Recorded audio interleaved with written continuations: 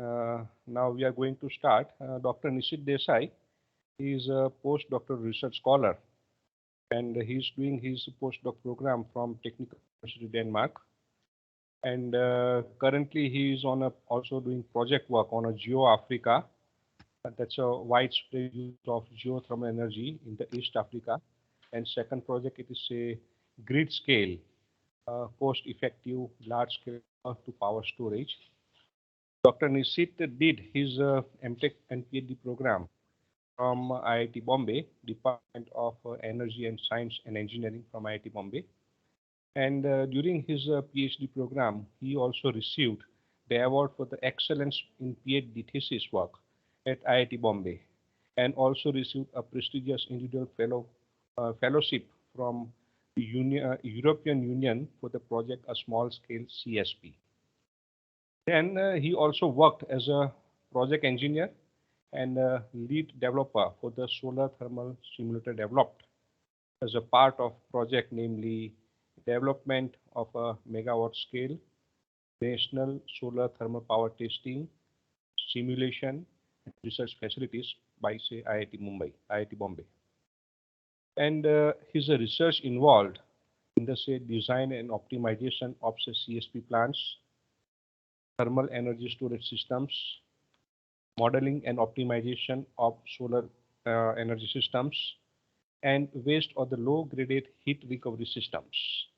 Now he has also published say 15 journal papers, 11 international conference papers, and 6 book chapters on his credit.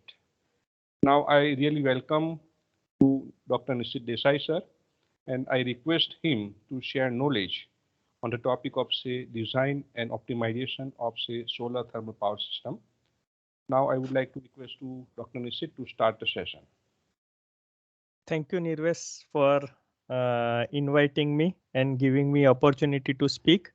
And it will be my pleasure to share my knowledge. Can I directly share now, or I have to request control? Actually, I have given a very brief introduction about you. Actually, your achievements and credit is so long, but we would like to share knowledge among the say participants. That's why I have given a very brief information about you, very brief introduction about you. But I can speak on your credit say about 1 hour.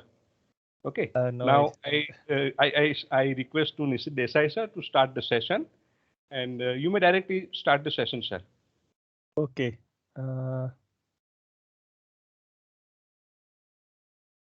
Just a minute.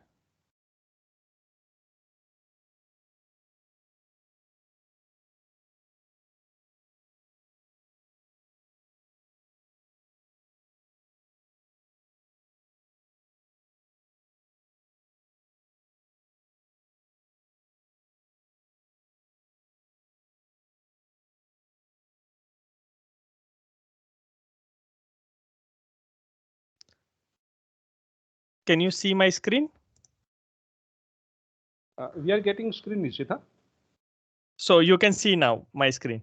Yes, definitely. We are getting screen and voice very clearly. So you may start the session. Okay. So once again, I am thankful to Nirvesh for inviting me for this session. It will be my pleasure to speak in front of you all. Of course, one thing Nirvesh didn't mention, that we share a very good bond. He said that he knows everything, most of the things about me, because we were classmates. So that's why he knows everything about me. And then, of course, we are in touch since we finish our bachelor's. So that is the thing about the topic design and optimization of solar thermal power plants. Of course, there are many design aspects. I'll touch upon few of the design aspects related to the design and optimization of the CSP plants, or concentrated solar thermal power plants. Of course, when I say solar thermal systems, then there are non-concentrating solar systems as well as concentrating solar systems. Here, my objective will be to speak about only the concentrating solar thermal systems, because they are the one mainly used for the power generation. So as the focus will be the power plants, so I'll speak about the concentrated solar power systems only. Um, of course, there are many design aspects, but then I'll try to speak only few of them. So one is the optimization of the design radiation, or if you see the literature, then that is also called the optimization of the uh, CSP area or the solar multiple. So in a way, they are all synonyms. So either you optimize the design radiation, or you optimize the solar collector area, or you optimize the solar multiple. So that is the main thing. First, I'll talk about why this is important, because the solar collector area is very costly. So if you consider the CSP plant, typical plant with a thermal storage system, then this component, the solar field, can take up to about, let's say, 50 to 60% of the total cost, depending on the system what you are considering with storage. So therefore, its optimization is very important. If you save certain amount of area by using such optimization, then it will lead to a lot of cost benefit. Then the next objective will be to talk about the parabolic trough collector base plant. Of course, I'll introduce what is parabolic trough collector plant briefly, and then I'll introduce the linear Fresnel reflector base plant also, and then we'll discuss something about some of our work where you can integrate this parabolic trough collector base plant with linear Fresnel reflector plants. So that will be the next topic. Apart from that, there will be some of the work which were done lately. So that is during my postdoc, we have worked on a project, small scale CSP, which talks about the microstructure polymer foil based CSP plant. So I'll discuss that about that topic, and finally some of the concluding remarks we will have. My voice is audible, right? Just I want to confirm. Yes, definitely, clearly, huh? Yes, yes.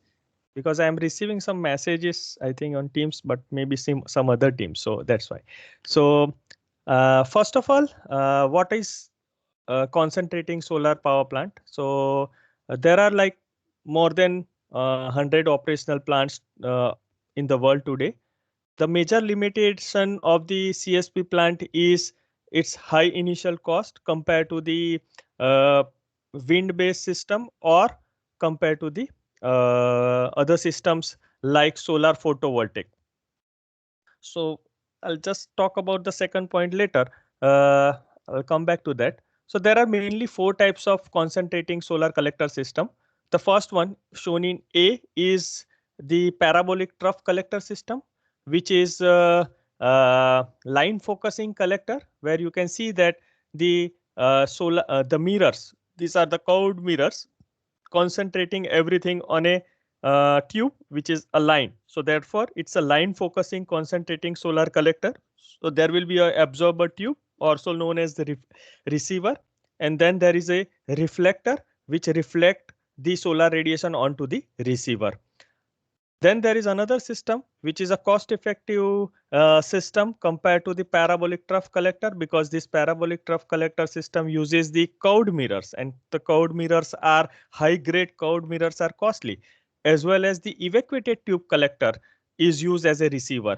So this system don't use the evacuated tube collector system. Of course, there are systems which uses the evacuated tube as a receiver, but in general they don't use the evacuated tube, which is typically costly to manufacture. Also, these are the flat mirrors arranged in such a way that it concentrate the solar radiation onto the receiver.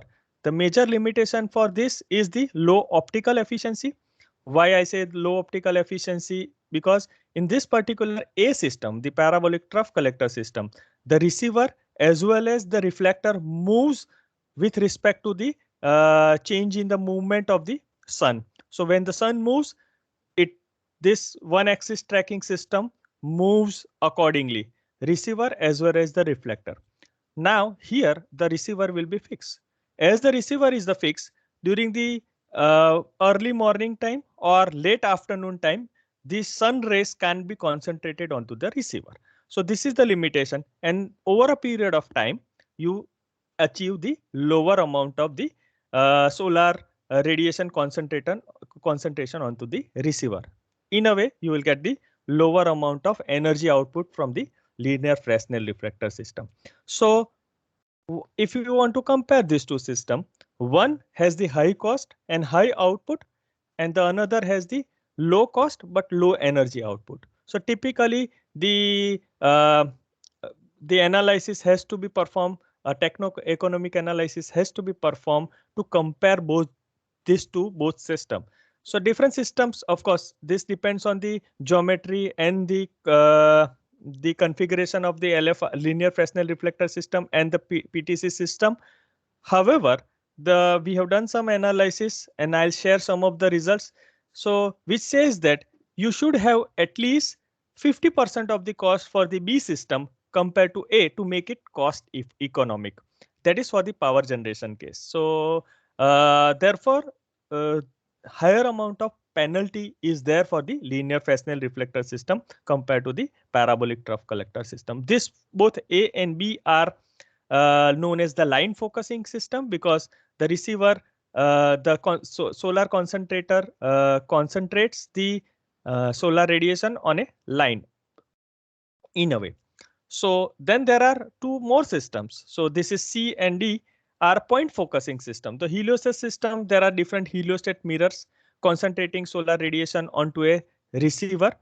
And then these are typically used, the C system typically used for the very large scale application, 100 megawatt, 250 megawatt, something like that.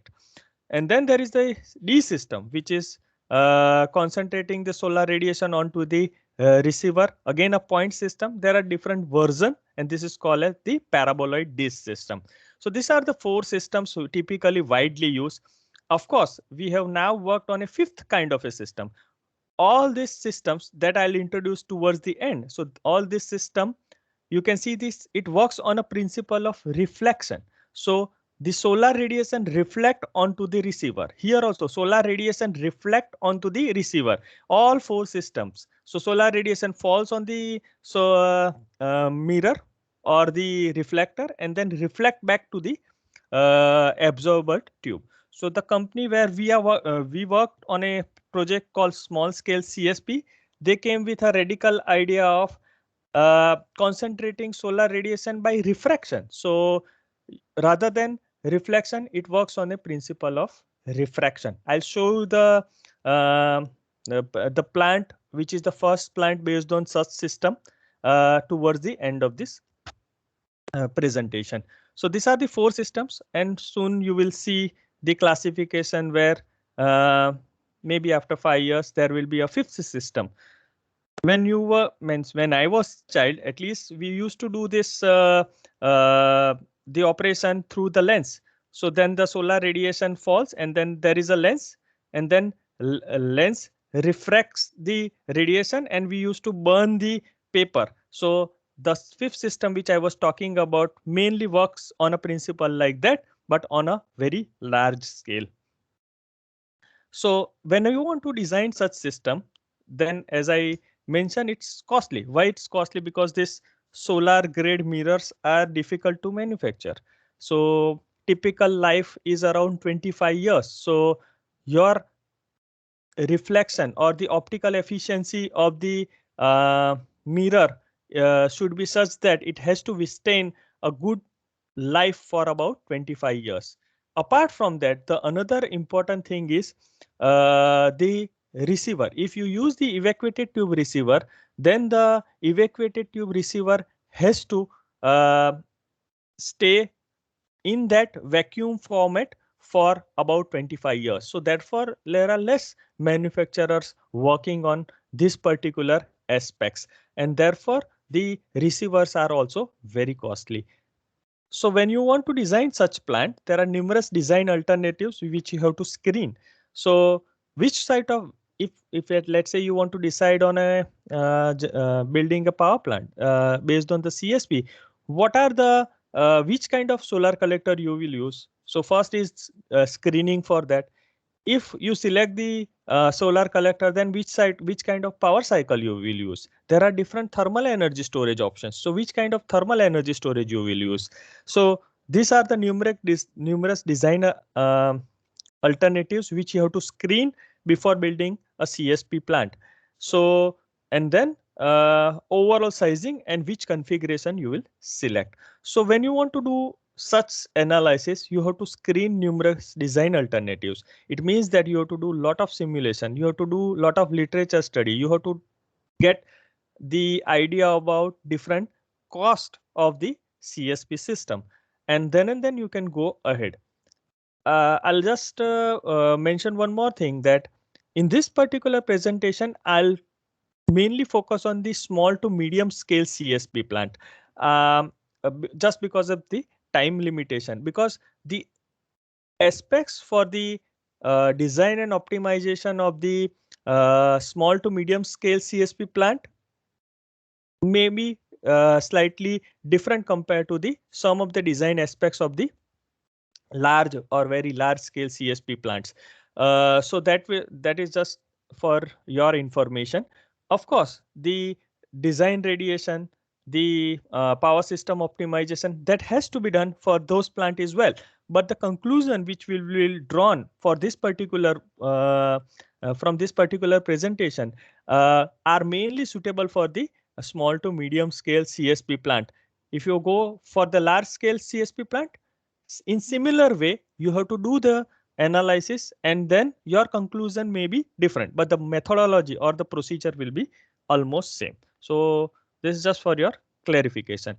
And therefore, in this particular presentation, I'll focus mainly on the line focusing collectors first, and then the innovative Fresnelized arrangement, which I said that it works on the principle of refraction, not the reflection. So as the focus is small to medium scale CSP plant, the focus of this presentation will be the parabolic trough collector system, linear Fresnel reflector system, and the another one which we have worked on. This typical heliostat systems are used for very large scale application, and therefore in this particular presentation, I'll not touch upon those systems. The paraboloid disk system typically used for the process heat application. So there are only 1 or 2 plants mainly focusing on the power generation application. So I will not focus on these 2 particular system for this presentation, just mainly due to the time limitation. So this is the actual photograph of a parabolic trough collector power plant. So the project where I worked during my PhD as well as before my PhD. So this is the parabolic trough collector system. These are the curved mirrors which I was talking about. And this is the receiver, which is a vacuum. So evacuated tube receiver. So it runs. So the cold fluid, so not really cold. It's about 230 degrees Celsius working fluid from the power block or the power system comes in over here, and then it just goes and then come back. So it will be one loop. By that time, it will be heated to around 390 degrees Celsius. So when it goes in one direction and comes back, it is called the loop. So there will be such loops. So in this particular plant, the capacity of the one loop was around 1 megawatt thermal input. So there are 3 loops. So basically 6 rows giving about 3 megawatt thermal input to the power system. And then just for your information, I don't know whether you have seen such system or not, but this loop runs 500 meter in each direction. So the total loop length will be around 1 kilometer, you can say. So it's a huge loop. So just for your information. So this is how the parabolic trough collector system looks like. This is the another system which is installed on the same plant, which is the linear Fresnel reflector system. So this is the receiver which I have talked about, and these are the reflectors. the thing is, this is a fixed receiver. So when the sun moves, this whole system, so the reflector as well as receiver moves in the direction of the sun. Of course, it's not a two-axis tracking.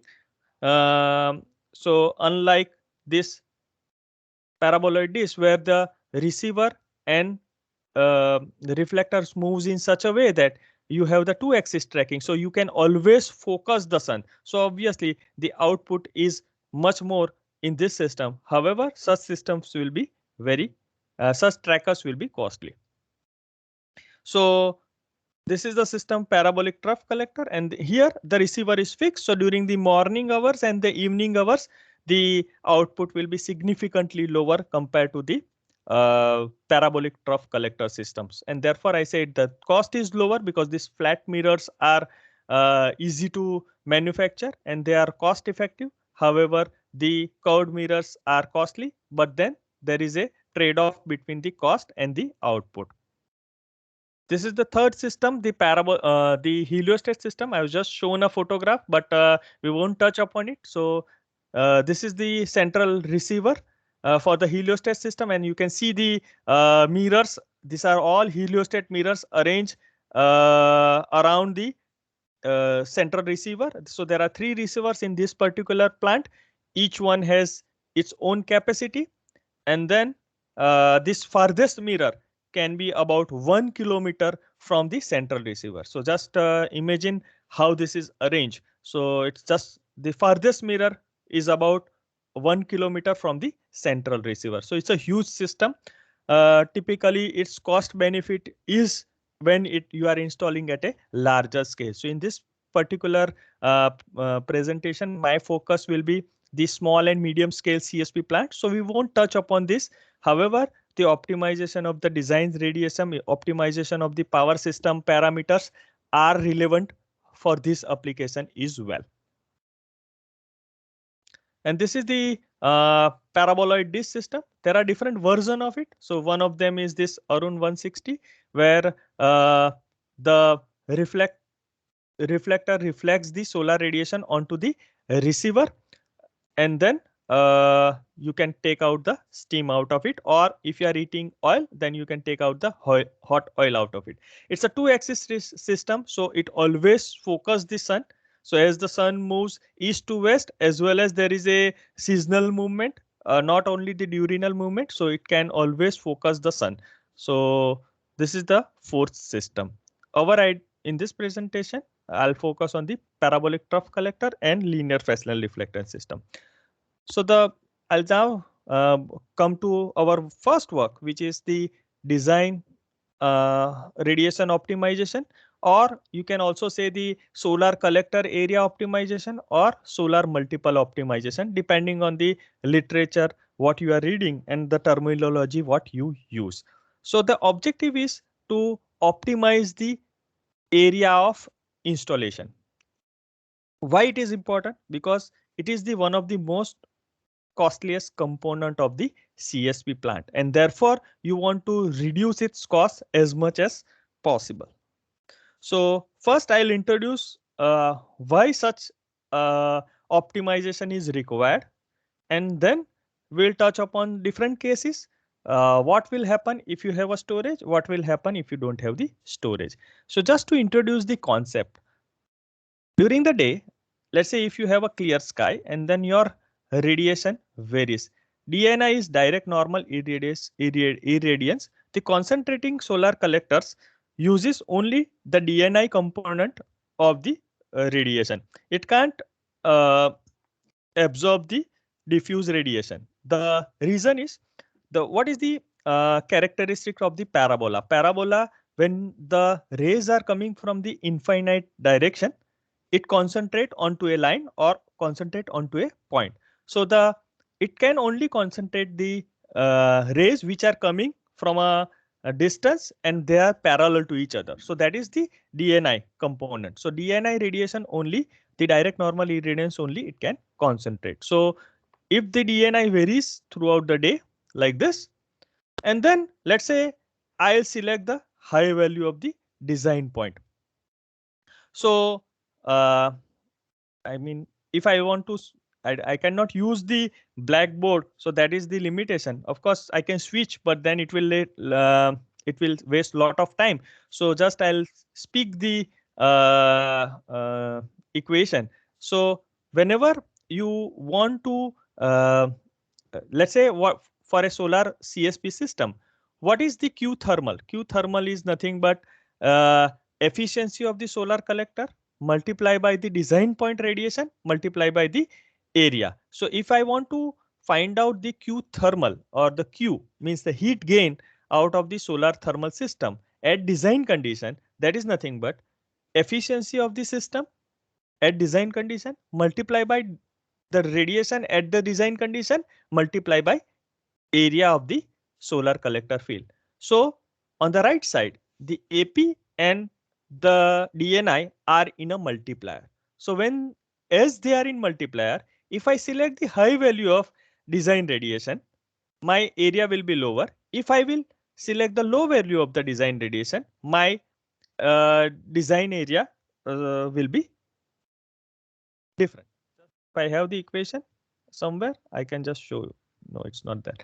So just again, I'll repeat. So Q thermal is nothing but efficiency of the solar collector multiply by area of the solar collector multiply by the design radiation at the design point. So if you select the high value of the design radiation, you have the lower solar collector area.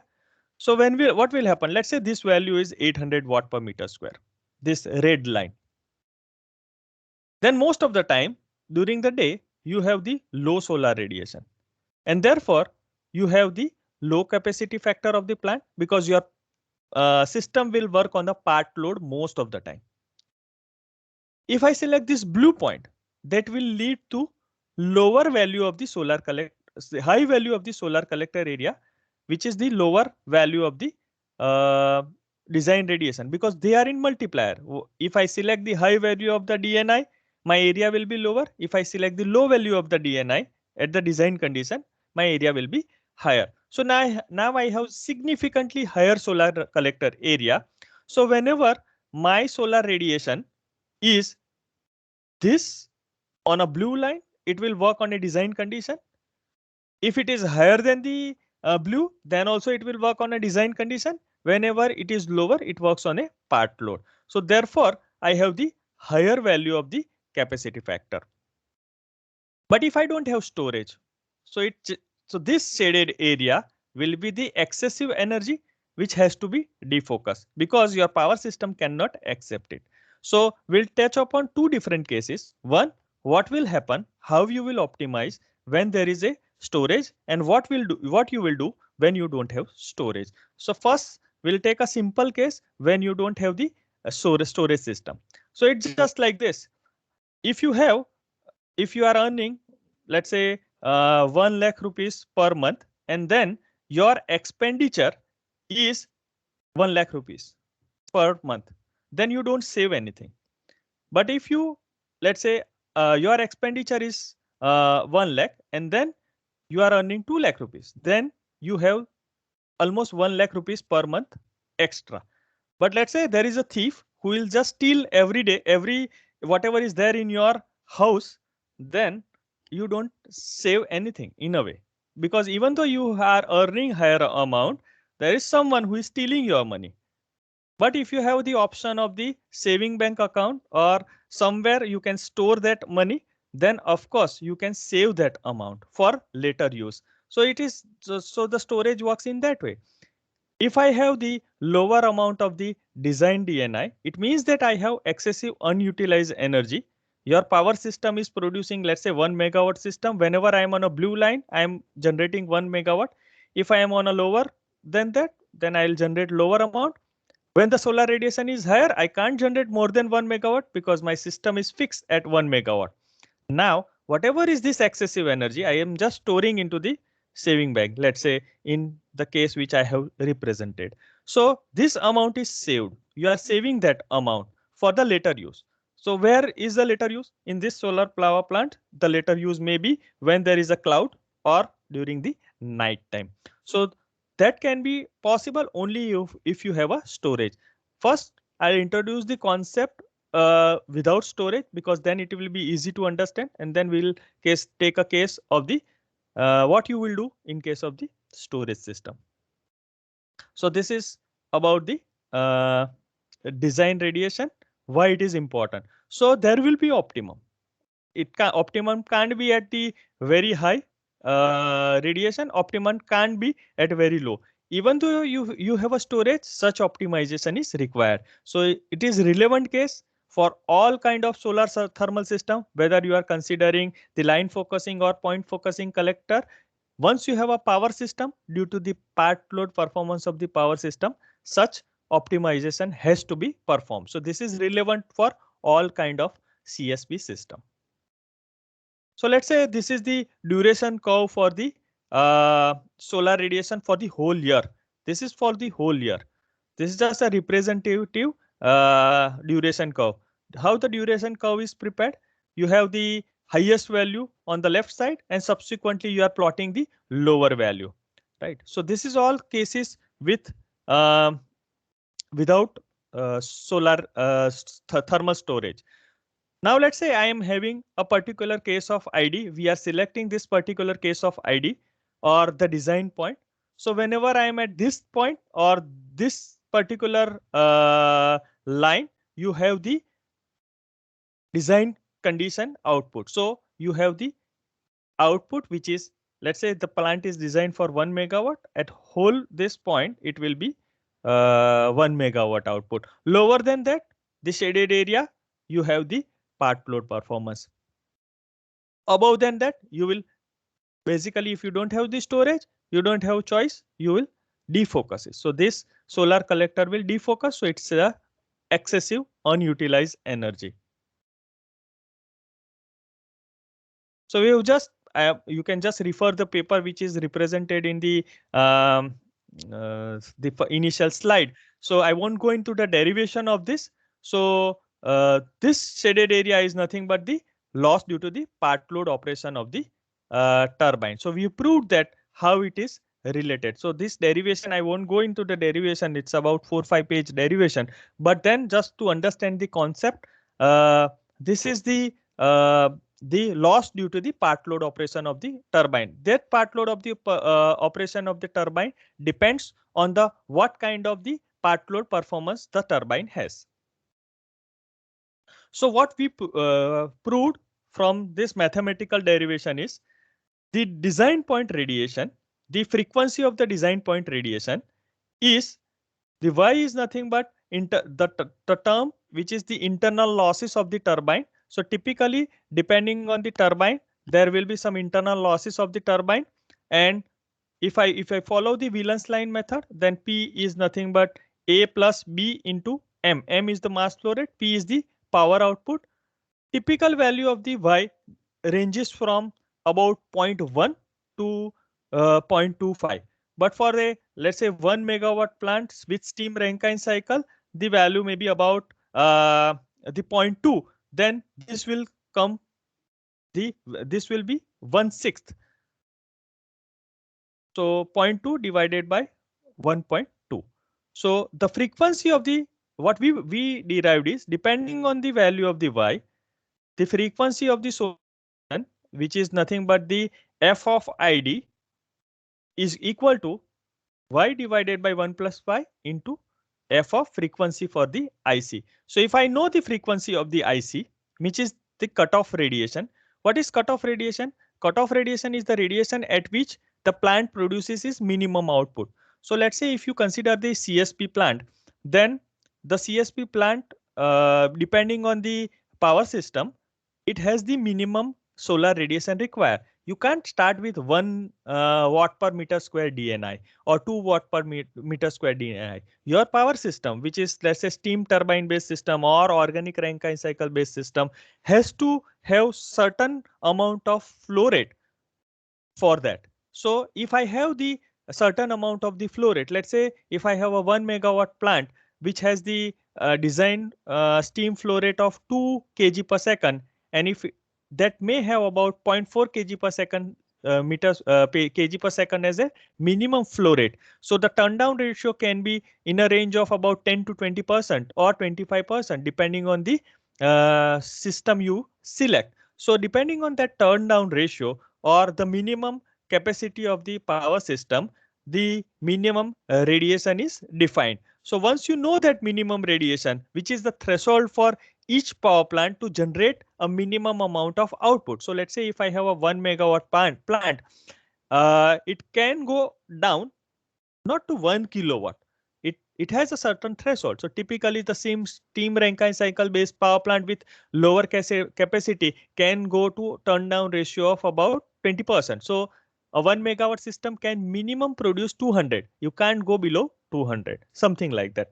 So that is the radiation to generate the minimum output. So once you have that value f of IC, so based on this radiation IC, because for a fixed plant based on the power system, you can determine the value of the cutoff radiation. So once you know the cutoff radiation, you can find out the frequency of that IC, and then you just use this factor Y.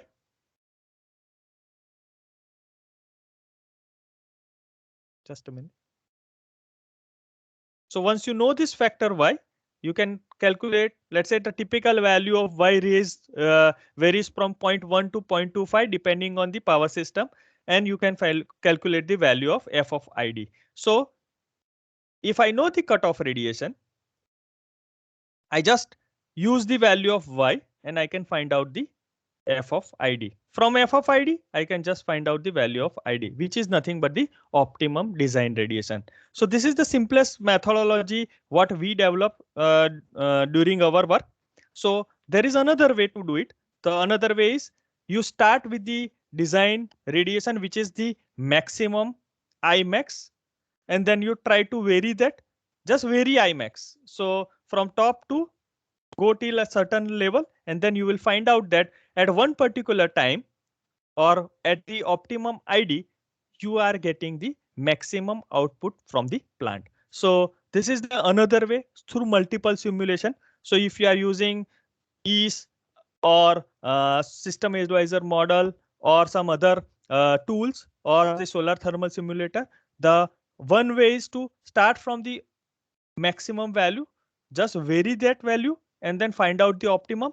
The another way is to have the first guess from this simplest methodology, just plotting the duration curve of the system. So this is how you can simply find out the optimum value of the design radiation. So the most important thing is for you to know that there is something like optimum design radiation exists and why it is there. So I won't go into the derivation or the algorithm because it is difficult based on the time constraint. Then the next step what we proved is if you take the plot like net annual output per meter square of the aperture area, and then if you take the annualized cost per meter square of the aperture area, and then you find out and you plot it based on the different values of the design radiation. So this point is based on one design radiation, this is another design radiation, and you plot it in this way.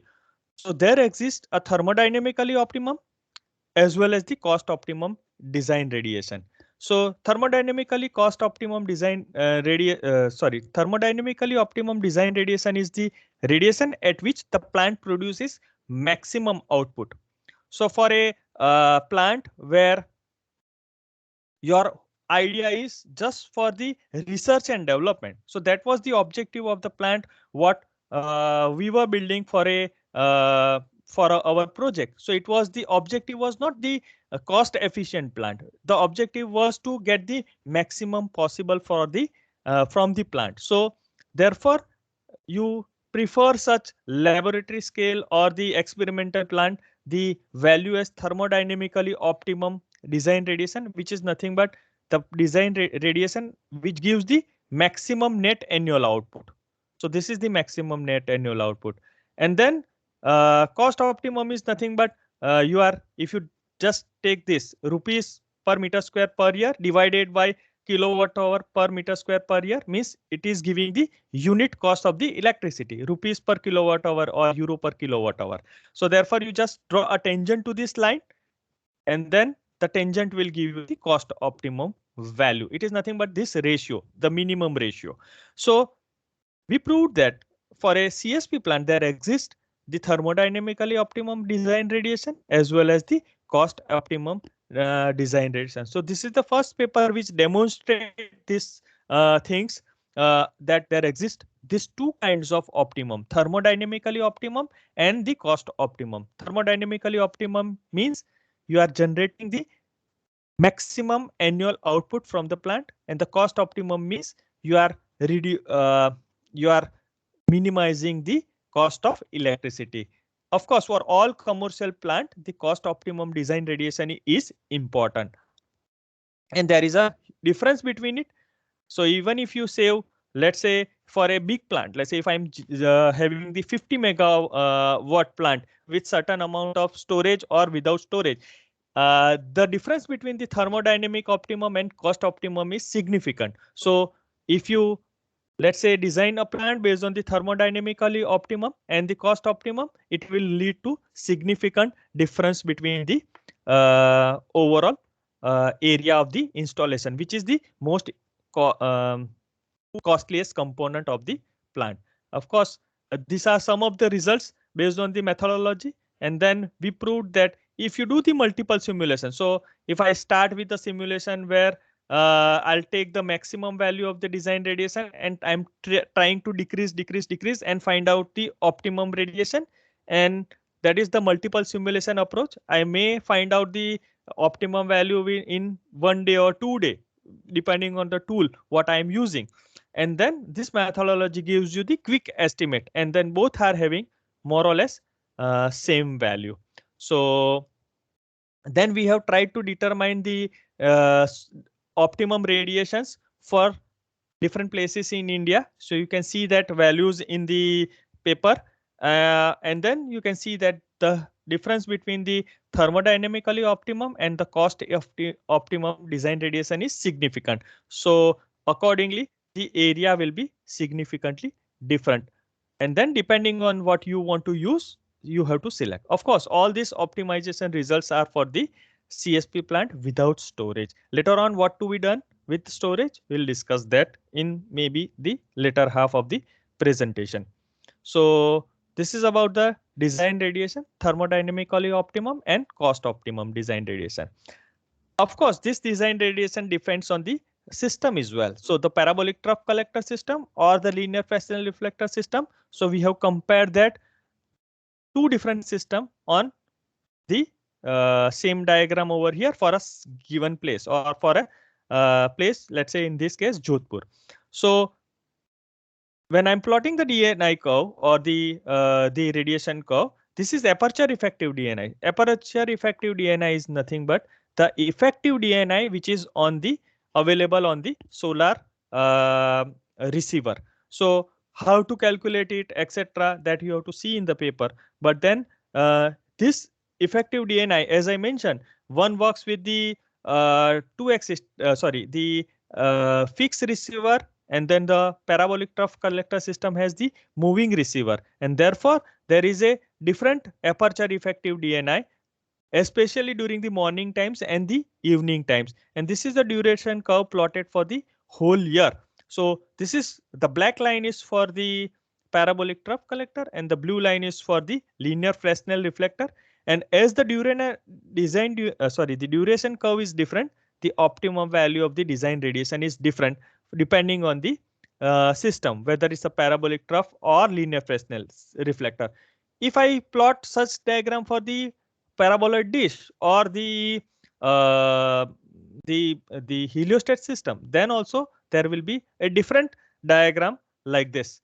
So you have a duration curve which is different for the different systems, and then you have to find out the optimum radiation. So we said that the optimum radiation is not only dependent on the place, but it's also dependent on the collector technology what you will use. So such optimization has to be performed for a different place, for a different technology, and different size of the plant, because it depends on the factor y, which is nothing but the internal loss coefficient of the power system, and that is different for the different power system. So this is the duration curve for the two places, Jodhpur and Hyderabad, and for the parabolic trough collector field. So you can see that it is the optimum value depends on also on the duration curve, how the duration curve looks like. So such optimization has to be performed for different places, different collector technology, different power system. So just to conclude this particular work, that we said that there is a thermodynamically as well as cost optimum design radiation. It depends on the characteristic of the solar field and turbine.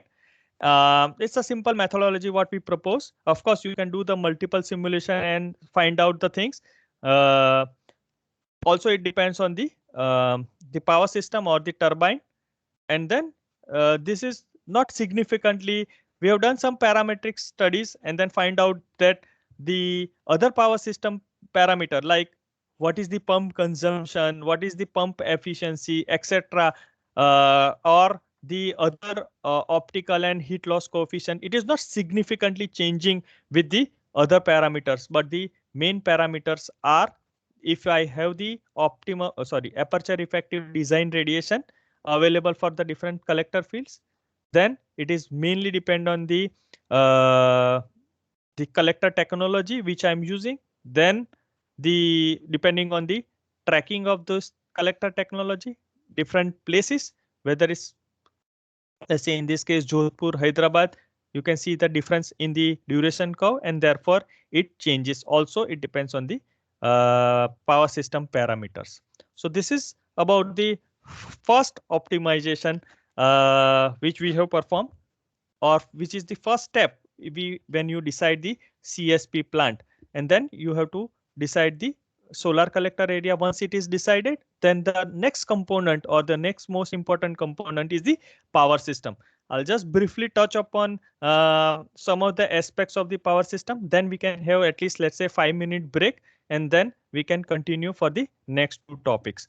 So here, when I'm doing the optimization of the power system or the power block,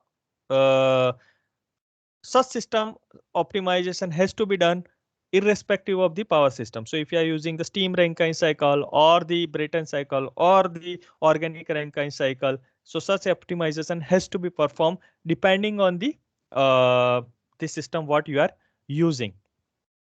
So I've just shown a simplified schematic of a CSP plant without storage, just for the understanding. And when you do the power system optimization, power system parameter optimization, here in this particular case, I have taken the steam Rankine cycle or the conventional Rankine cycle. So the parabolic trough collector field, you heat the working fluid. In this case, the heat transfer fluid, terminal VP1. It heats and then it transfer energy to the Rankine cycle through the heat exchanger. And then this is the conventional system, a simplest one, or the simple Rankine cycle. So let's say the most important parameter for the power system is what is the pressure and temperature at 0.5. So if how it is going to affect the system? If you select the high temperature and high pressure for this power system, then it will lead to the higher efficiency of the power system, right? So because it generally have the higher temperature or higher pressure of the system, but and then accordingly the temperature of this 3P and 3P dash, if you see what is the change, it increases the temperature. So this collector inlet temperature also increases. But then this particular component behaves in a different way. When your mean temperature of heat addition increases, its efficiency decreases. So it's a trade-off again. On one hand, your power system efficiency increase, your solar collector system efficiency decrease. So there should be an optimum, or there must be an optimum depending on the power system efficiency parameters and depending on the collector parameters, the heat loss parameters. So we have done such optimization. We have varied the pressure at a different rate and then find out how the behavior will be there depending on the collector parameters and the power system parameters. I'll mention that this is for a particular case of the parabolic trough collector system. If your system is different, you have to perform this optimization in a similar way. So this is more about the methodology for the system. In all cases, the maximum temperature is kept constant because that has the limitation based on this point 2P. For particular case which we analyze, the maximum temperature the parabolic trough collector system can reach was 390 degrees Celsius because the safety limit of this Therminol VP1 heat transfer fluid is 400. So just considering safety margin, the maximum limit of this 2P was 390 degrees Celsius. And then when you change the pressure of the turbine and as well as the temperature values, there will be some effect on the solar collector efficiency as well. And we have studied that effect, which I have mentioned. So we have varied the turbine inlet pressure for a different range for a different DNI values. And then we have found out that there is an optimum. So you can see this highlighted orange line, which is a optimum range. It's a flat optimum. You can see that it's kind of a flat optimum, but still there is a range exists. So what we did is we have taken the absolute. We have not taken the absolute value. So we have just taken some variation. Let's say if the optimum is 5, but then it's a flat optimum, not changing the significantly to the let's say the variation is plus or minus 1%. When you take that variation, then we are getting the range. So this range, which we have found out for a, let's say this particular basic Rankine cycle with 1 megawatt, it's around 45 bar to 75 bar or 4.5 megapascal to 7.5 megapascal. There also we have found out that there is a cost optimum as well as the thermodynamically optimum. So here you can see if I'm taking the on a y-axis the net output of the plant. So then it's nothing but the thermodynamically optimum. So there is a range thermodynamically optimum design radiation, and there is a range which we have found for the cost optimum design radiation. And we have found out that the cost optimum design radiation is always lower than the design thermodynamically optimum design radiation. And of course, if you change these design DNI values, it's a weak optimum, weak function. So therefore, it's not dependent on the design radiation. So therefore, it is not dependent on the place. So the first results what we have got for the optimum solar collector area or optimum design radiation, it is dependent on the place, depending on the CSP technology, and depending on the power system parameters. However, this optimization of the power system is not depending on the place. So irrespective of the place, so if I am doing such optimization for a particular CSP system, so parabolic trough collector system with certain kind of a Rankine cycle, then that is valid for Denmark or India same, because it is a weak function of the design radiation. So therefore, it is not going to change with the place. Then we have done such cases for different sizes, different power systems, let's say reheat, regeneration, etc. So the conventional power block with higher capacity have multiple reheat, multiple regeneration, and we have done such optimization for the different cases. In all cases, there exists the cost optimum and thermodynamically optimum. If I'm taking levelized cost of energy on y-axis, that will give me the cost optimum design radiation. If I'm taking the value of annualized design output on the y-axis, then that value give me the optimum value of the design radiation for the thermodynamically optimum case. So, and then we summarize some of the values for different configuration, different plants. So whether it's 1 megawatt, 5 megawatt, 25, 50 megawatt. So we have given a range for those particular plants as well as different configuration. So if I have a 1 megawatt plant, typically regenerative cycle is used. So there is an optimum value of the radiation. Uh, then there is this particular configuration is used with multiple reheat regeneration for a commercial plant. So therefore, the 1 megawatt plant which was built as a part of the project has the design radiation of 45 bar, so 4.5 megapascal.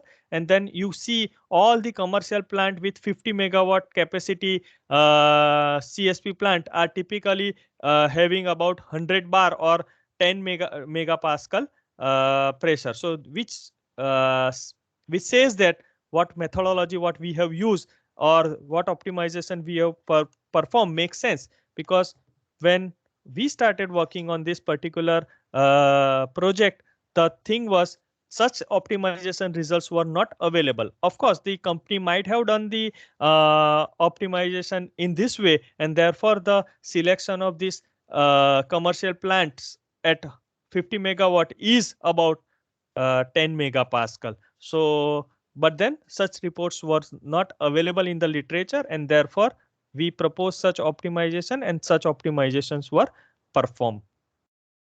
So this is about the second case what we have to do, what I had to do, what I have to present.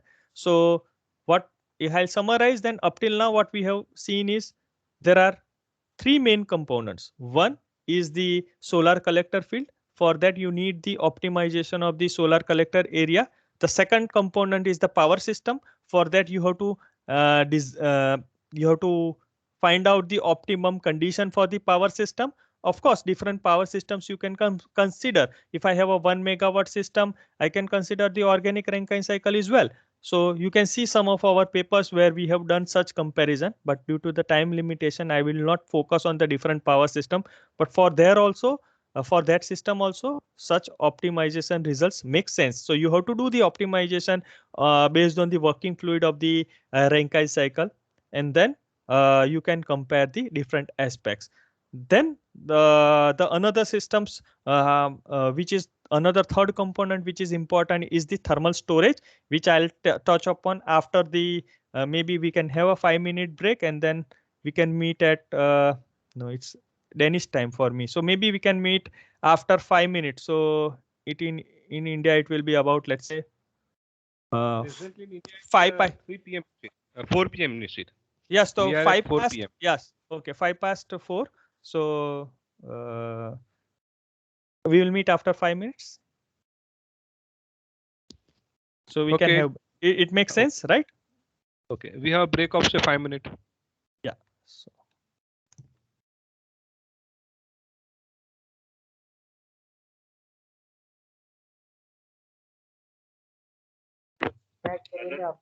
दिक्कत कुछ नहीं होगी अपना वो करवाते रहेंगे कौन सा रीडिंग और इसे कोई दिक्कत नहीं डिस्चार्ज मेजर करता है। हाँ सर इक्वेशन लिखिए सब लास्ट में डिस्चार्ज कैसे मेजर करते हो टाइम करती जाइए अपने अपने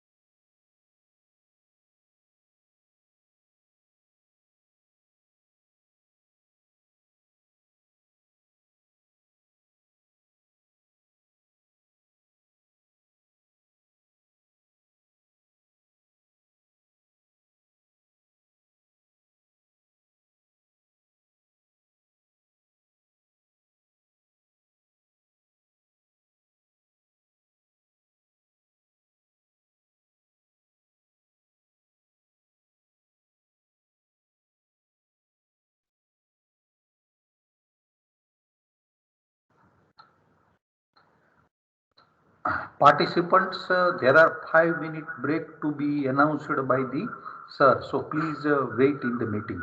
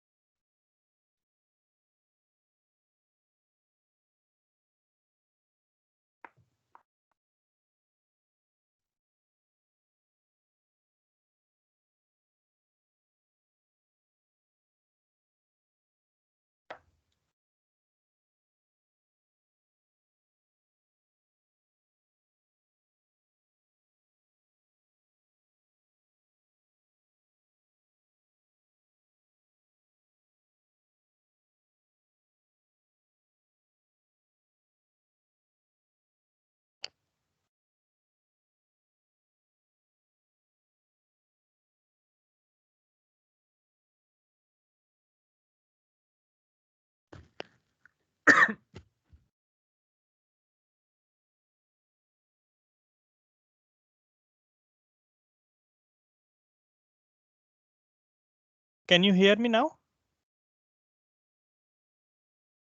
Yeah, I am getting your voice. Yes, You can, Yes. you may continue. Okay. So first, two participants, do you have any doubt in the first two topics which I discussed? Then I can continue with third and fourth otherwise. If you have any doubt, please ask.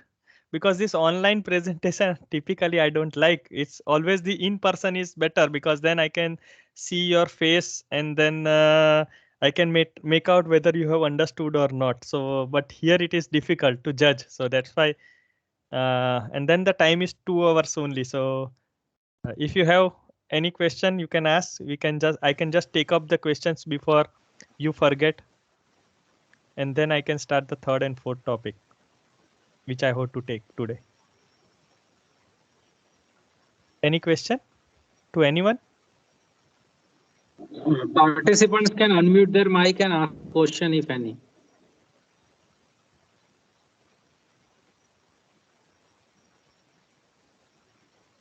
Either I was super good or I was super bad. No problem. hello, sir. Myself, DB Jani, sir. Yes. Yes, tell me. Our Your session is, question? sir, excellent. We all get very much through knowledge about all these kinds of energy costing as well as the types of, you can say, about different solar collectors, their comparison, and what are the recent research innovation in the same, sir. Okay, thank you. Thank you. But yeah, of course, I can imagine it was a long, hectic day. To be frank, if I have to attend such a training program whole day to 2 hour session, then I will always feel sleepy towards the end. So that's there. But just I thought if you have any doubt, I can ask in between. So now I'll go through this topic very quickly, and then I'll focus on what we have done very recently. So the idea is the linear Fresnel system, as I mentioned, they are having lower optical efficiency. Mainly, it misses the sun rays during the morning session and evening session, but it is having the low cost. And the parabolic trough collector is having the high cost. So, of course, for both kind of plant systems, there are the plants exist in the world. Here, my idea is that how you can integrate these two, and then I'll just show you the solar thermal simulator, which you can use for your work, master thesis or something like that, which was developed as a part of the project, as well as it is freely available. And then the power of that tool I'll briefly discuss. So if I have this linear Fresnel reflector plants typically generate the saturated steam. So when you generate the saturated steam, being a mechanical engineer, you can appreciate that the saturated steam generation based plant has the lower isentropic efficiency as well as the power system efficiency compared to if you do the superheating. So this system has the typical limitation that it generates the saturated steam as an output. And if you just feed that phi A directly to the turbine, then the issue is that the turbine has the lower efficiencies. And then you will need higher collector area. And that is the problem with it. If you, on the other hand, if you integrate with the parabolic trough collector, you can get the superheated steam. So this is another possible configuration what you can have. So the another way of integrating is that you generate the saturated steam by using the LFR field, and then there is some amount of steam generation also from the PTC field or the parabolic trough collector field, and then finally you get the superheated steam running through the turbine. So there are the different configuration exists. When we started working on this particular concept of integrating these things, there were no plant as such available in the world. So, and then of course we knew that there will be some advantages, but then it was necessary to find out what advantages it brings. And also there the concept of optimizing the design radiation, optimizing the power system, etc. is relevant. So this is something what we did. We varied the we just varied the different solar collector areas. Maybe you can unmute, the participants can unmute, mute the mic rather than in unmute mode. Yeah, thanks. So yes, so what we did is we just tried to vary the solar collector area combination. What will be the collector area for the PTC? What will be the PTC for the LFR, and what is the optimum? So we have tried to vary that area and then find out a combination of the solar collector area which gives the lower levelized cost of energy for a particular place. So the idea is, when you want to integrate, you can integrate in a different manner, as well as you can have the integration with different combinations. So whether I want to generate 1 megawatt thermal from this, if my requirement of phi is 5 megawatt thermal, then what is the combination I'll try? 1, 4, 2, 3, or vice versa, something like that, or 0 and only PTC, or 5 from this and 0 from this. So then we found out that such integration is beneficial in terms of the levelized cost of electricity or the cost of unit cost of electricity.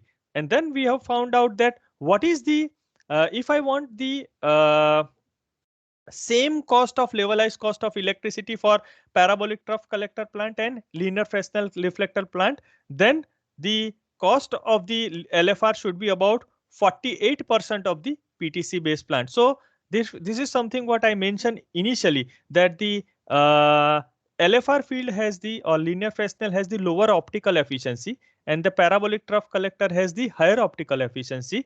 However, there is a cost benefit for the linear Fresnel reflector field. So therefore, there has to be some penalty for it. So the penalty is only if the, let's say, less than 50%, I'll say. So if your LFR field cost is less than 50% of this PTC field per meter square, then you can install the LFR field, because it generates the lower amount of output. Also, it generates the saturated steam, and therefore there is a efficiency penalty for the power system if you are using only LFR field compared to only PTC field. And then if you can have the range for the LFR versus PTC integration. So in this particular case, we have got a range. So depending on the cost of this ratio, LFR by PTC, the optimum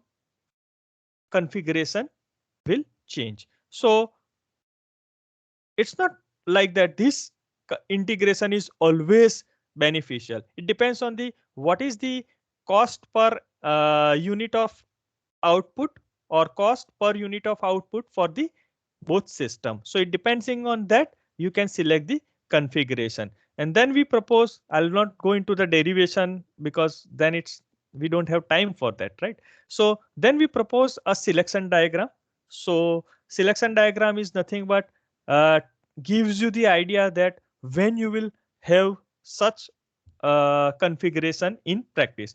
So there are two cases what we compared. First, forget about this solid lines, only concentrate on this dotted line. So this is the classical case which is available in the literature. What will be the consideration for the PTC versus LFR based plant? So on x-axis we have the relative collector field cost per unit of energy gain, means how much output you are getting for the LFR per dollar or per rupees, and how much you are getting how much rupees per delta is nothing but the kilowatt. So how much rupees per kilowatt you will get from the LFR versus divided by the how much rupees per kilowatt is the cost for the PTC. And on y-axis it is relative penalty of efficiency for LFR versus PTC, because one works with the saturated steam, one works with the superheated steam.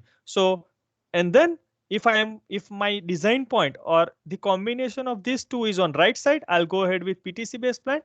If the combination is on the left side, I'll go ahead with the LFR based plant. However, if I consider the three configuration comparison, LFR, integration and PTC, then this is the region or this is the design space for the LFR. This place between the solid lines, this red solid lines, this area is for the integration, and then the right side will be for the PTC based plant. So then this is we have done this through the simplified methodology as well as through the multiple simulation, and there is some slight change depending on the what methodology you use. However, the difference is not that significant. So you can go ahead with any methodology. The proposed method gives you the quick answer basically. And then such selection diagram we have varied for the different place as the LFR performance and PTC performance ratio changes with respect to the place, because if you are in the northern hemisphere, if you are in southern hemisphere, if you are in a different longitude or latitude, then the value varies. So therefore such configuration, so this feasible region for the LFR, PTC or integrated configuration depends on the different place. So that is also we compared that where it is very much beneficial. So the integrated configuration is more beneficial for the Cape Town compared to the green one, which is Seville in Spain, something like that, because of the penalty in efficiency for the LFR system due to the fixed receiver. So when there was a selection for the demonstration plant as a part of the research facility, first we got some data from the literature and your design point based on this relative cost for the LFR and PTC and relative isentropic efficiencies of the turbine. It was this point which was in integrated configuration. So the idea was to go ahead with that plant. However, the literature data is mainly based on the large scale plant, 50 megawatt. So therefore, we were expecting some different in the cost and the efficiency parameter.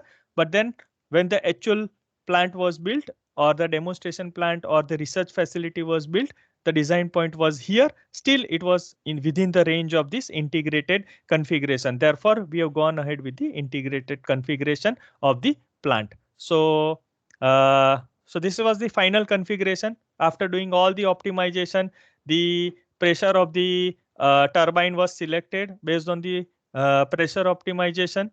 Then the optimum solar collector field areas were selected based on the design optimization, which I have presented you. Apart from that, the overall system configuration was optimized. So finally, the 2 megawatt thermal from the linear Fresnel and the parabolic trough, it was 3 megawatt thermal. As a part of the project, the solar thermal simulator was developed. So if you want to do the simulation for such a system, I have developed the back end of the simulator, and the front end or the graphical user interface was developed by the software engineer. This is freely available tool. So you can just go to Energy Science and Engineering website, Department of Energy Science and Engineering website, where you can search simulator, solar thermal simulator, and you can download this. So this has, I'll just show you some of the features. So different solar collectors are there, as well as different equipment are there. You can link it as if you are linking the systems in different softwares like Transys. I am not sure whether you have used it, but then these are like a plug and play model. So you click the equipment and then you can link it in a way what you want. So at that point of a time, there were no software available who can facilitate this. Nowadays, there are many other softwares available, but at that point of a time, nothing was available. So we developed that. So you can see the piping also you can incorporate for the piping, pressure drop, heat loss, and then you can link all these components in this way through this solar thermal simulator. And then this is the case of the process flow diagram for this. You can do the steady state simulation using this simulator. You can also perform the preliminary economic analysis by entering the cost data on the right side. There are some library data also available.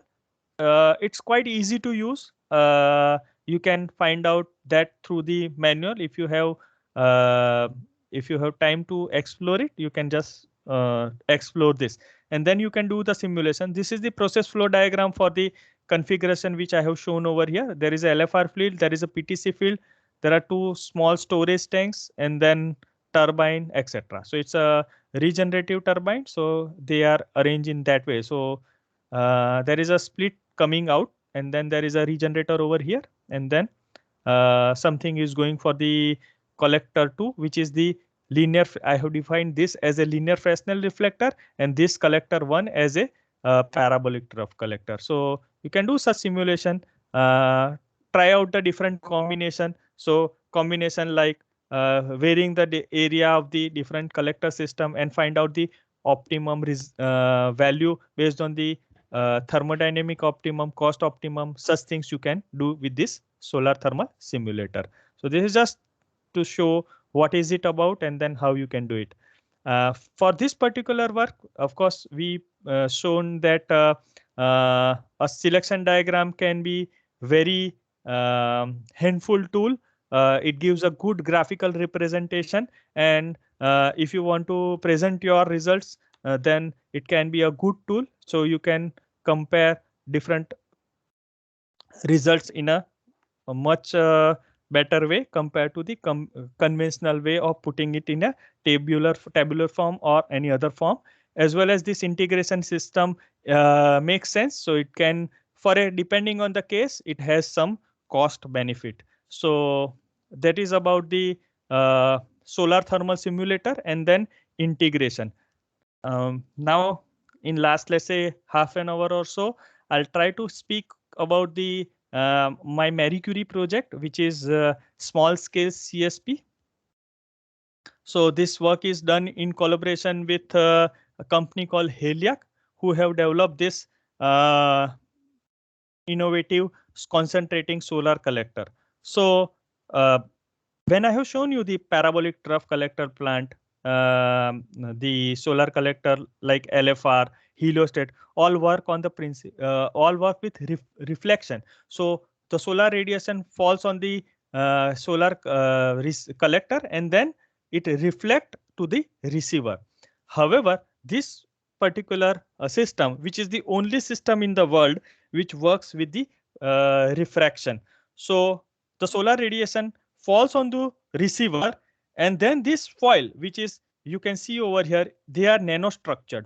So the parabola. So what is the characteristic of the parabola?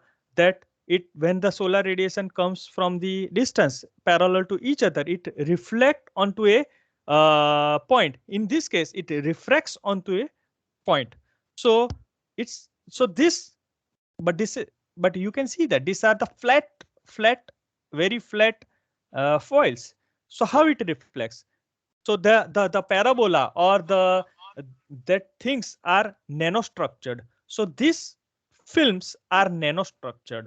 So there is a the kind of that refraction through this parabolic thing comes through the nanostructuring. So these lenses are nanostructured. So they are, though they are flat, but they are nanostructured in such a way that it reflects the refracts the solar radiation onto the receiver. So this is the system which is shown over here at a DTU, where a single collector is tested. So solar radiation falls on it. Due to this nanostructuring into the foil, it refracts onto a point. So this is the receiver which is illuminated. You can see this. This is a small receiver. This is small receiver. In this particular case, at this moment, it is for the district heating purpose. So therefore, the cold water at around 10 degree to 20 degree comes, and then it is heated to 70 to 80 degrees Celsius, depending on the solar radiation and the usage. So these are the small receivers where you can see underneath the solar panel. So where the working fluid is heated. So what is the advantage? It can be mass manufacture because these are the foils. So single machine can produce the capacity of whatever is installed today in maybe 1 year very quickly. So the mirrors are curved mirrors are very costly to manufacture. However, such systems can be easily manufactured. The major cost of the solar CSP system is the cost of the mirrors. Here, this cost of the mirror is very less. And this is the first full-scale plant. Now is in working condition, which is in Denmark, an island called Moon. It's a 2 megawatt district heating system where you can see the different foil-based solar collector arranged in series parallel combination, and then finally the use is district heating. So this is the first system tested at DTU, and then the first plant which is installed in Denmark in Moon. And now the results are being analyzed for this particular plant. What is the output and etc. So what are the benefit of such system? It's low cost, and then it requires standard component. The construction is very light. Apart from that, it's a 2-axis tracking. So you can face the sun. You can move the receiver as well as the reflector in 2 axis. So the advantage is it can focus the sun always. So for the 1 megawatt system or 2 megawatt system based on the line focusing collector, this can lead to higher output because of the 2-axis tracking. It not only tracks the sun throughout day to night, but the seasonal movement also, because the sun not only moves during the day to night, but it moves seasonally as well. So you can capture the seasonal movement also, just like paraboloid dish, but which is very costly in nature compared to the dollar per kilowatt thermal or euro per kilowatt thermal output. It's also less sensitive to the dirt. So these mirrors which we have, which I have shown you for the parabolic trough collector system, they are very sensitive to the dust. So once there is some dust on the receiver or the reflector, then the performance is degrade significantly. Over here, you can use it for the flat terrain. So the parabolic trough system, there should be certain slope of the land for the installation, where I have shown you that it just runs 500 meter in one direction, comes back. So such levelized field has to be there. Here, you don't need such a levelized field like parabolic trough collector system. So you can install in even in not a complete flat terrain is required for this particular system. It's very easy to manufacture, and therefore it is cost effective. So we have done some analysis. I won't go into the detail of it, but just I'll summarize some of the results. So we found out that for a 1 megawatt system, this has a potential of reduction of 40% levelized cost of electricity compared to the medium scale plant. So at this moment, CSP plants are only economically viable for the large scale 50 megawatt, 100 megawatt scale. For the small scale plant, 5 to 10 megawatt, or even at 1 megawatt to 10 megawatt, if I'll say, then it's not economically viable because of the higher cost. However, such systems can be more viable. Why I say the small to medium scale plant are very important, because if you consider the decentralized application, so if you consider these applications in islands or the places where the grid is not stable, such small scale plants make sense rather than the large scale plant. So the if the CSP plant becomes economically viable for the small range, let's say 1-2 megawatt, then it has a huge market potential, and therefore the such systems are very useful. Also for the industrial process heat application, such systems are very useful. So of course, it is in a development stage. It's just demonstrated in a one plant with for the district heating application. So our idea was to compare what will happen if we use such system for the power generation application. So therefore, we analyzed some cases and found out that it has a huge cost reduction potential compared to the other systems. So we have done such analysis. We have done, and then we have done the analysis with different storage systems. So this is one with 2 tank storage system using the molten salt Hitec XL. Now I'll revisit the first problem what we discussed today is the designed ANI optimization. So when you want to optimize the solar collector area installation, then you can use the methodology which was shown in the first topic which I covered, which don't require the multiple simulation. But the other alternative is you can do the multiple simulation by tool like solar thermal simulator and then find out this optimum values.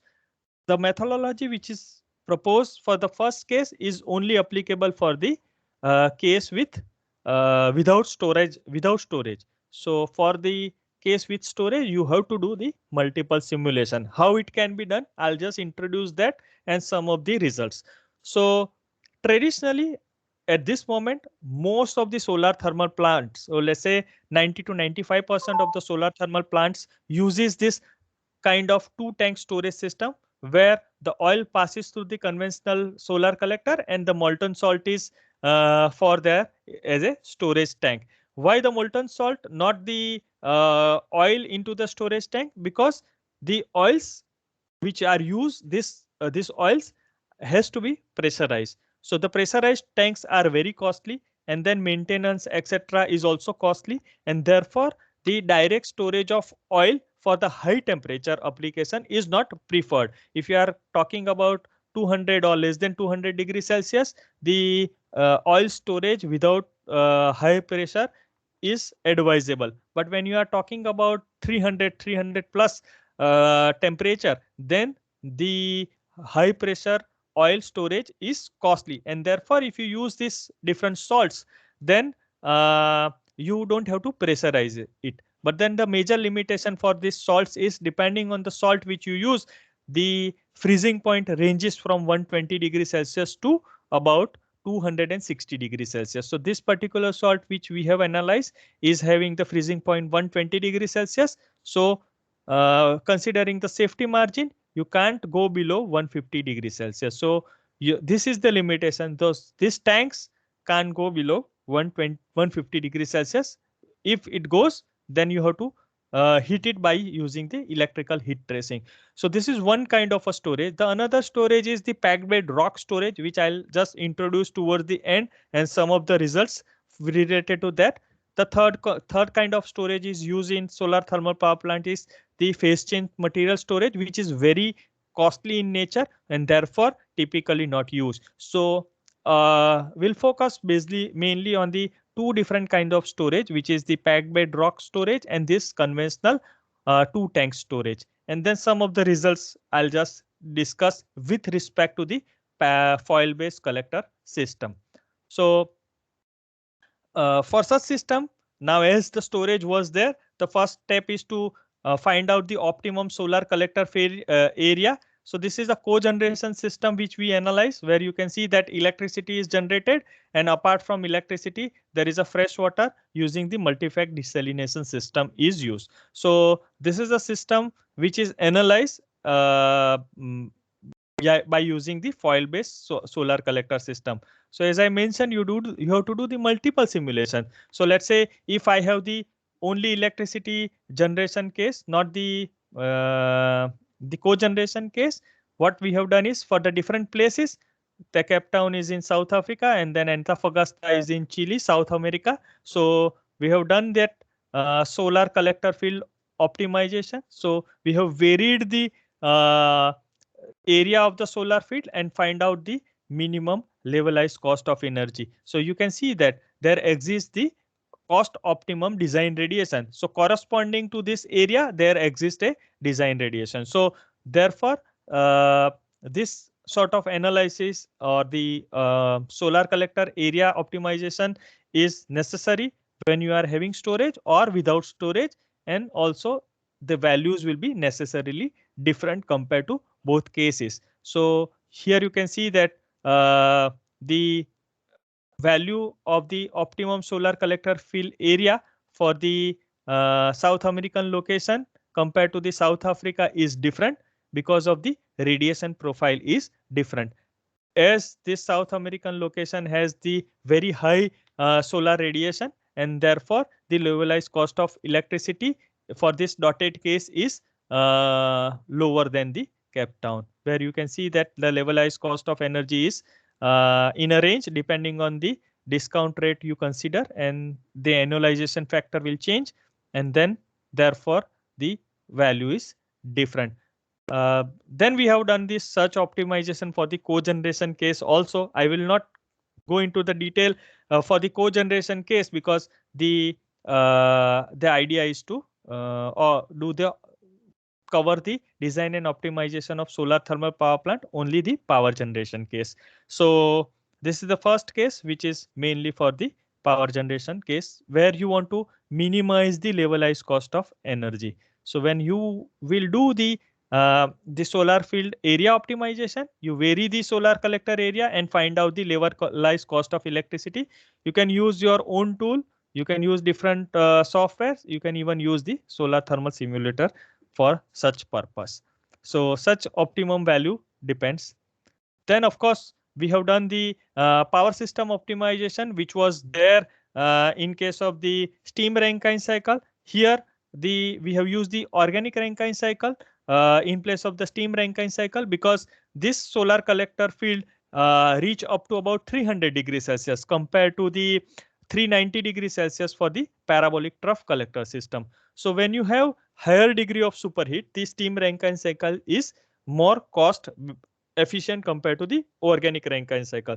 So when you have a heat source more than 300 degrees Celsius, it don't make sense to use the ORC compared to the steam Rankine cycle. That's what we analyze. So therefore, in this particular case, as the temperature range we are talking about is 250 to 280, 300 degrees Celsius, the ORC has a better perspective, and therefore we analyze the ORC and we analyze the different options. What will be the pressure, what will be the degree of superheat, etc. is optimized based on the multiple simulations. So we just varied the values and then find out the optimum case I won't cover in this in detail because this is something what we already discussed when I covered the point 2, where how to do the optimization of the pressure, degree of superheat, etc. And then these are some of the results based on the techno-economic optimization, finding out the levelized cost of electricity, and for the cogeneration case, also the levelized cost of the fresh water. One important thing is that if you consider the current plants, so as the system is manufactured in a small quantity, the cost is little higher. But this solar collector system has a lot of cost reduction potential. Why? Because if you manufacture it in a large quantity, then this system has a significant cost reduction potential compared to the mirror based system, because here the single machine can produce the capacity of whatever is installed at this present. So even a small unit can fulfill the whole world's requirement very effectively. So therefore, such systems are having the lot of cost reduction potential, and therefore we did analyze the different cases. We did some analysis what will be the future cost in collaboration with the company, and then we have found out certain values of the levelized cost of electricity and fresh water, which is reasonable. So at this moment, if you consider the current large scale plant, so this technology can even compete at the small to medium scale, which has a lot of potential worldwide. So this is about the analyzing the technology with the 2-tank conventional storage. Then we did some experimental work as well as the theoretical work for the packed bedrock thermocline storage, which I'll just quickly touch upon in next 15 to 20 minutes. So the conventional 2-tank storage is simple. It's just like you have 2 tank. You draw the working fluid or the cold fluid from the cold tank, and then fill the hot tank. Whenever you have higher radiation, you fill the tank, and then during the night time or during the cloud time, you expel it. But then it has little higher cost because of this 2 tank. But you can, as well as the cost of the working fluid what you are using. So in that case, it is molten salt. But if you arrange it in a thermocline tank with a rock, so it's a single tank. So filled with a rock, on from the top, you insert the hot fluid and you take out the cold fluid from bottom, and then you charge the rock basically. So the rocks are heated, and then whenever you need it, you expel it through this pump like this, and then the power system will be fed during the night hours as well as during the cloud condition. So this is the another kind of system which is now coming up, and then now there are few small scale plants based on this particular thermocline rock system as well. So we did some experimental work as well as some of the analysis related to that. The major drawback for the system is just like the LFR and PTC. The parabolic trough collector has the higher optical efficiency, higher cost, and then the linear Fresnel system has lower efficiency and lower cost. So there has to be some optimum cost for the LFR to compete with the parabolic trough collector system. And then we analyze that it has to be lower than 50%. So 50% is the threshold. That is what we analyze. So if you have the LFR system cost 50% lower than 50% from the PTC field cost. So let's say if your the parabolic trough collector system has $300 per meter square is the cost, then your LFR system cost must be lower than $150 per meter square to make it cost competitive. So here also there is some energy penalty when you use this thermocline system, and it has the lower cost, but also there is some energy penalty. So we have to do the techno-economic comparison between this 2-tank storage system and the thermocline storage system. Of course, in the literature for the 50 megawatt scale, such system comparisons are available, but it was not specific to our case. So we did the system specific to the our case. So this diagram shows the difference between the two tank system while discharging and the thermocline system. So when you have a two tank system perfectly insulated, then you can get the maximum temperature till it discharges. So the tank level goes down. If I have a one tank which is at 390 degrees Celsius, I am expelling the working fluid, some heat loss will be there. So 1 or 2 degree difference may be there. But let's say if you ignore that, then more or less the output from the tank, hot tank, is constant 390, 390, 390, or whatever is the design condition. So just for example, when I am taking out the working fluid from this hot tank, more or less this hot tank temperature is same during the discharging, and therefore your power system will work on a design condition or near to the design condition as much as possible during the discharging as well. But that is not the case with the thermocline tank. After certain time, due to the different losses, diffusion, and then there is a loss of thermocline thickness, the temperature degrade. So there is some penalty in energy. So depending on the model you use, depending on the system you use, the efficiency penalty or the output penalty can be ranged in a 5 to 10% or even 20%. So just to demonstrate this or elaborate this, I'll just quickly explain this. So let's say if I have a single tank, keeping ideal, let's say you have a tank at 300 degrees Celsius, hot tank, and then it is well insulated, the temperature of that 300 degrees Celsius may reduce by 1 or 2 degree due to the heat loss. However, in a single tank, this temperature, let's say this is the non-dimensional temperature on the y-axis, and then this is the tank height, then it degrades due to the diffusion. As the hot layer mixes with the cold layer, there is a diffusion and or the mixing. Diffusion, I'll say the mixing is there, and because of that mixing, this profile changes, and which is very harmful for the efficiency point of view of this thermocline tank. So if you are using such thermocline tank, which is remaining ideal for longer time, then due to the time, when the time changes from, let's say, I to N, then this profile changes. And what is the effect? When such profile changes, after certain point of a time, your this deviation from the two tank is more. So the what I want to convey is that when there is an ideal period, also when there is subsequent charging and discharging, the efficiency of the tank changes with respect to the two tank storage. So we did the techno-economic comparison for such system. I won't go into the all simulations during the charging, discharging, but this is just to explain you that why such system gives lower output compared to the two tank system, because once during the ideal period, as it's a single tank, hot layer on the top, cold layer on the bottom, in between some temperature difference, due to this mixing of the hot and cold layer, as it is in a single tank, the efficiency or the temperature variation comes. Also during the subsequent charging and discharging, such temperature variations comes, and therefore you have the allowable maximum temperature at the turbine as well as the collector, and therefore the output changes.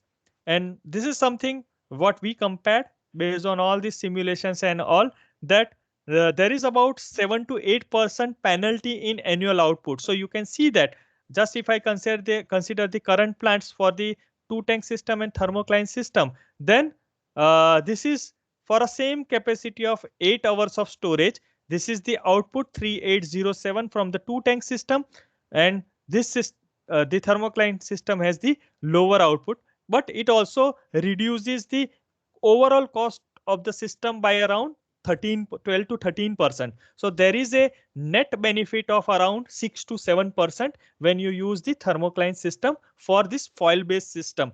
So such comparison before the selection of the storage has to be done depending on what power cycle you use, what are the solar collector system you use, and where you are using this system.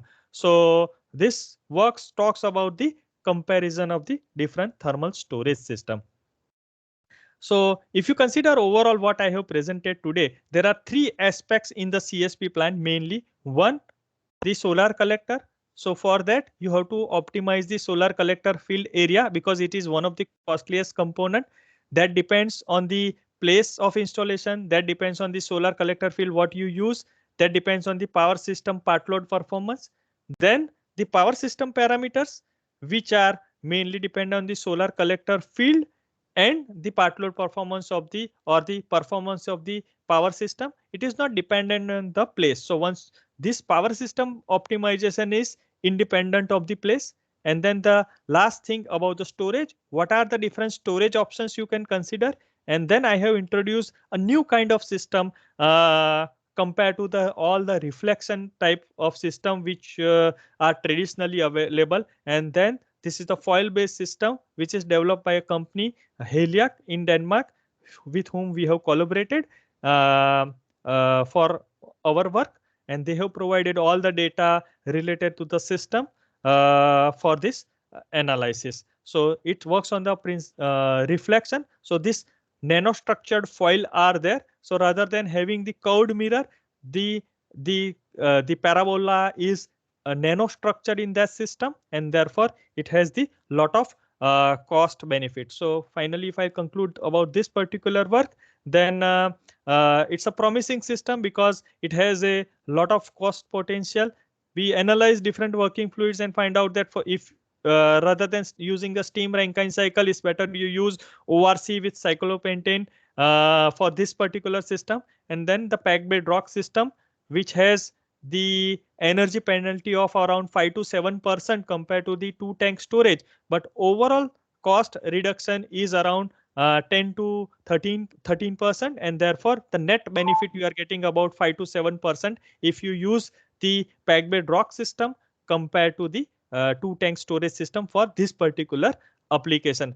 Of course, the if you just compare the storage, then the storage cost is around 50% lower compared to the 2-tank system in case of the thermocline system with packed bed rock. But when you consider the whole system cost, what is that whole impact that is around this range? Of course, that paper, as I mentioned in the initial slide, it's under review. So I have not presented all the result related to the comparison between the packed bed rock and comparison between the 2-tank and packed bed rock, just because this paper is still under review.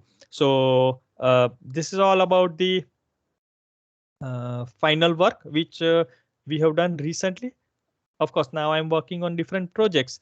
And this project is finished. So, but then if you want to know about the foil-based system, you can visit the company website Heliac, where you can see a lot of details about the system. Of course, all this work which I have presented wouldn't have finished if I was not supported by my mentors. So from IIT Bombay, I have done the work at for the project development of a megawatt scale solar thermal power testing simulation and research facility. Some of the work I have continued during my stay at PDPU, brief stay at PDPU, and then of course my supervisors at DTU, as well as the company whom we have collaborated for the work, and then they have provided a lot of data related to the system for us. So that's it. These are some of the references which are used in the presentation, and thank you very much. If you have any question, then you can ask me. We have still some 8-9 minutes, so I can answer the questions if you have any. I invited the participants, if they have any question, Desai sir will answer. Okay.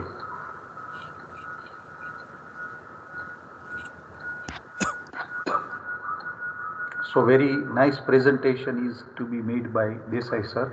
So if any participant would know something more about discussed topic, which are the various types of collector, they may ask directly by the sir. Or either to write the question in the chat box, I can and to provide you, sir.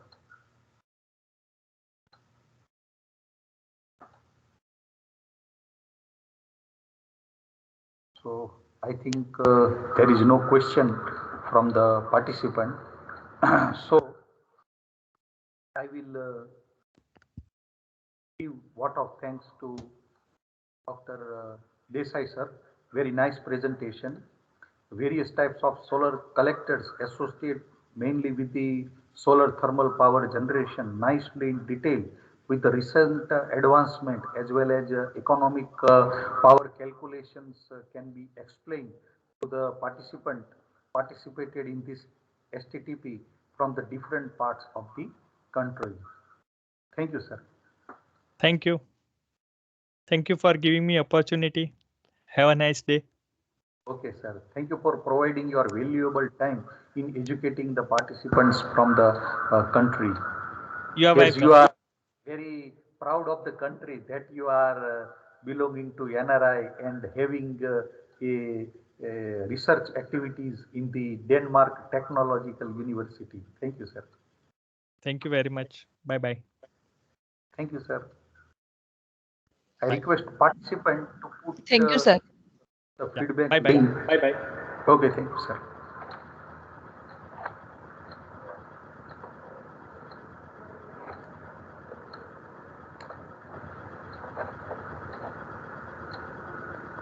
But sir, any comment for the participant? Any query regarding the operation of software?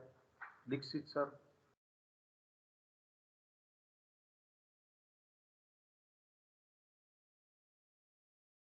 All the participants requested to feed the feedback link for the today, and tomorrow we will again collecting exactly at 10 o'clock. Tomorrow we have very nice lectures from the different eminent industrial personalities. Dr. Dinanath Akela sir will be on boiler performance monitoring and digital solution tools, as well as Dharmen Taylor sir, current scenario, challenges and solution of the steam turbine and its maintenance, vibrational diagnosis.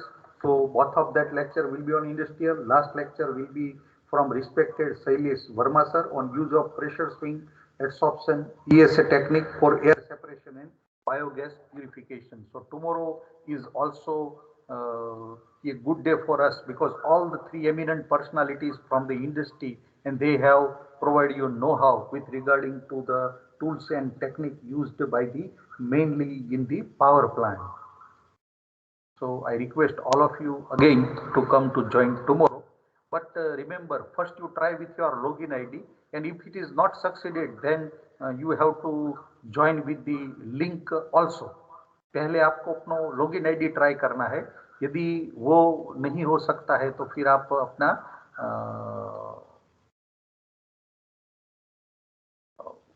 Direct link भी use कर सकते हैं. All day direct link will remain same, but all must requested to stay in the meeting. Okay, it is not that you may not be continue for a whole day, so it is a very dilemma for you to approve it or not. Okay, so all of you must requested to join anyhow, and any lecture you are able to join because of most of the dignitaries provide you very well information in depth, and we have the sufficient time to 2 hours. 2 hours is a greater delivery time. In depth, speaker can explain you about his or her topic. So we mean to have a good knowledge about basically the energy and utility systems. So, but sir, can we end the meeting now? Yes, sir. Yes, sir. Okay. So, okay. Thank you all friends. Tomorrow, try and log in with the ID password. If it is not possible with ID password, then we have to share again tomorrow the link. Same link is there, and you are invited to join tomorrow. Thank you, friends.